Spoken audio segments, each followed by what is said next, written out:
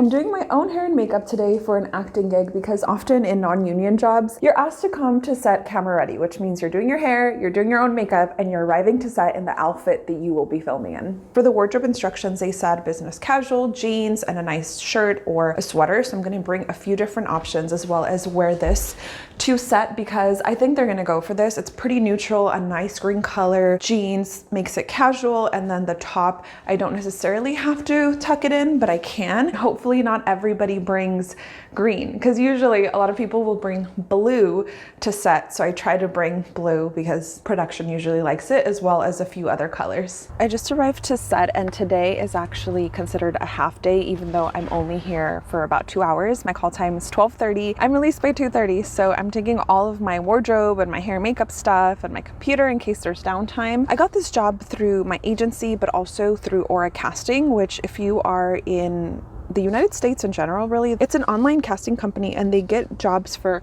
all over. I've seen some in Colorado. I think last month they had one in Florida, and most of them I've seen are in the Bay Area and LA, and I believe that's because Aura started out in the Bay. Just got released from set. I wasn't able to film very much because it was an extremely small crew and we were running a little late at the beginning. It was great. One scene, easy. It's 2:05, so I actually got released early, right? I got here, my call time was 12:30. I think they said that I would be here for 2 hours just in case, but we filmed my scene in less than an hour because we got called onto set 1 o'clock and then we did a wide and then a close-up of each person. Pretty good day. Oh my gosh, I basically got paid to work for like an hour, which is amazing. And this is a training video, so it would only be used internally.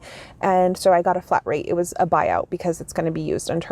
But now I have a bunch of time, so we can do today's scene. Maybe I can go Christmas shopping. But I have stuff in my car and I don't want to leave it in the car and get broken into. So I have the rest of the day off because I took off the entire day to do this gig from my day job, because you never know, even if they say it's going to be half a day or you're only going to be there 2 hours, they can be running late, something can be wrong with the set, whatever. I just always take the entire day off. Before I do today's self-tape practice, I'm going to take a picture in this shirt because my agents in Arizona, I have new representation in Arizona, and they would like me to get headshots. So my agents are helping me pick out outfits for my headshots. I'm doing 3 looks and they want to see if this is going to be one of them.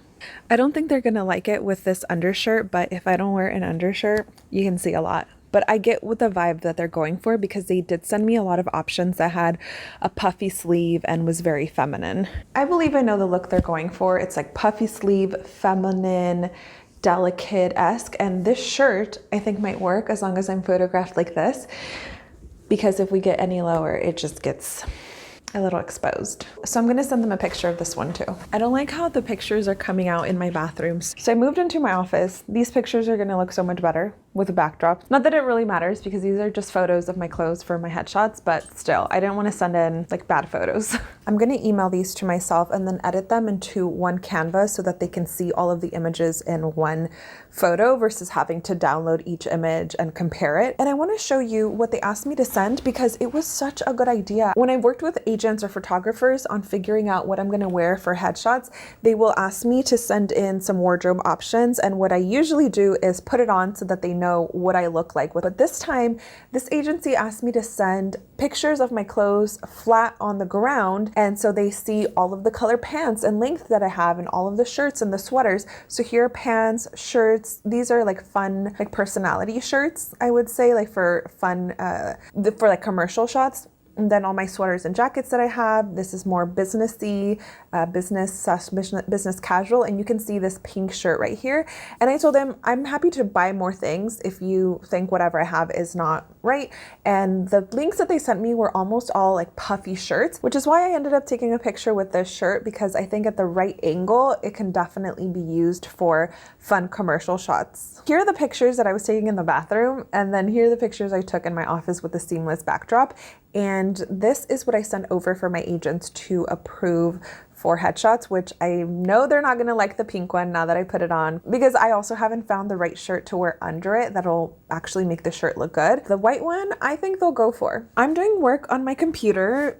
Typically I would self-submit, but because of the holidays, there's not too much work. I usually self-submit for LA, and then my agents in San Francisco submit me for there, and my agents in Arizona submit me for there. So it's a bit slow because it's December, and typically a lot of things are already coming out or people are on vacation for the holidays. So because of that, I am doing a self-tape every day. It's in either a TV show where the episode is Christmas themed or it's a Christmas movie. And what I'm doing with that is that I'm doing self-tape practice every day. So if I don't get a lot of auditions, like I typically don't in December, then I can still have some practice and have some fun. And I set myself up for success because I'm putting a 15-minute timer and then preparing the senior monologue. And when that timer's up, it's time to film something. Before I do that, I'm just checking my email, and I got an email from a filmmaker that I actually met in the summer at a film festival, at the Brave Maker Film Festival in Redwood City, and we were on a workshop together, so we actually got to work together and she got to see me act. And so she was like, hey, I would love to do a short film with you, and she sent me the script. And so now we are setting up a meeting for like a week and a half from now to go over the details and see how we can do this. This production is going to be pretty small because it's about a page. I'm the only actor in the film, and the settings are a car and a bar. So it's time to do the self-tape. I don't have a reader today if whatever's in door number 4 is a scene, but I had a couple people reach out to me because they watched the vlog saying, hey, if you want a reader, I'm here. Thank you so much. You are so sweet. I'm gonna try and get organized so I can actually take you guys up on it, because right now it's like, I don't even know what time I'm gonna film it because I was doing so many random things. So I'm gonna try and organize it so I can like plan it with one of you guys and actually do a self-tape instead of being like, hey, I'm ready, are you ready? And you're like in the middle of dinner. Let's see what's in door number 4. Bad Santa. I love this movie. This movie is so fun. The script for this is a monologue. It's a monologue. So this is the monologue where, I don't know the character names, even though I watch it like once a year. They're at the mall. The guy that hired Bad Santa is telling maybe like the mall manager or something that he caught the Santa doing it in the dressing room.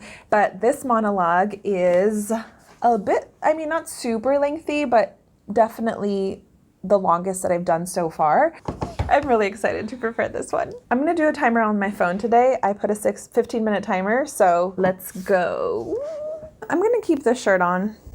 I feel like maybe somebody would wear this to their office job. I have 24 seconds on my timer, so I didn't even get a chance to get up and play with it standing. But here are my 2 takes that I want to do. Do one take where the character is religious and worried about the kids and the innocence of the kids, and they shouldn't even be around somebody like that. And then the other take is going to be like a raunchy person talking to their friend who also works at the mall, and they're trying to conspire against this nasty guy to try and get him fired. But maybe she's a little nasty too. Maybe she's a little gross. Maybe she's a little jealous that she's not the one. So let's try it. Take one. I actually almost have it memorized. I think I mixed up like 2 or 3 lines, but I basically have it memorized. I have it right here on my phone. Take 2. Okay, I think I almost got it. One more. Take 5 for this version.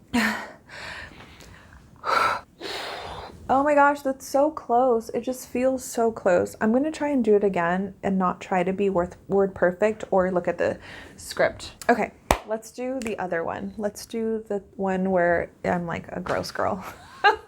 Okay, that one was fun, but I need to remember that maybe I'm into him. Which part?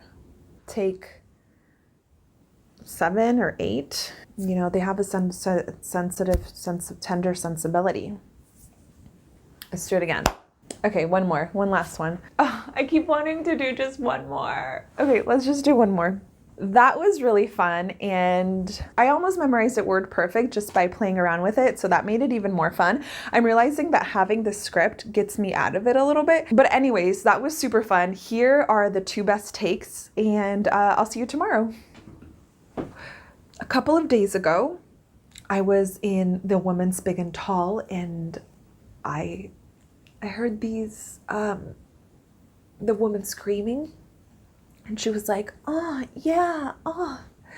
And then I heard his voice, and he was like, you ain't gonna SHIT right for a month. Oh, but don't get me wrong. I was against the Clinton impeachment. Whatever a man does with his penis, it's not for the American people to say. But when you're dealing with children, they have a tender sensibility. And you're in the position of trust. I don't feel that, a person who has screaming orgasms with large women should. Anyways, but of course I can't fire him for that. But I just can't help it. Something about the guy just makes me feel uneasy. So maybe there's something I could fire him for. Do you think you can find something? Oh my God. The other day I was in the in the Women's Big and Tall, and I heard these these noises. I heard a woman, she was screaming, and she was like, "Ah, oh, yeah." And he was like, "That's right, you ain't gonna SHIT right for a month." I mean, don't get me wrong. I was against the Clinton impeachment. Whatever a man does with his own penis, Oval Office, Women's Big and Tall, it's not for the American people to say.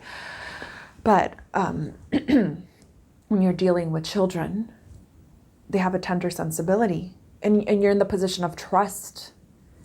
I just don't think that men who have screaming orgasms with large women should.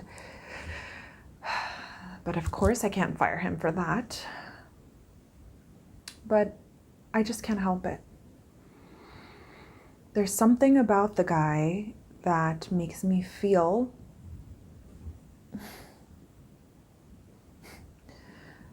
uneasy. So maybe there's something I could fire him for. Maybe you can find something?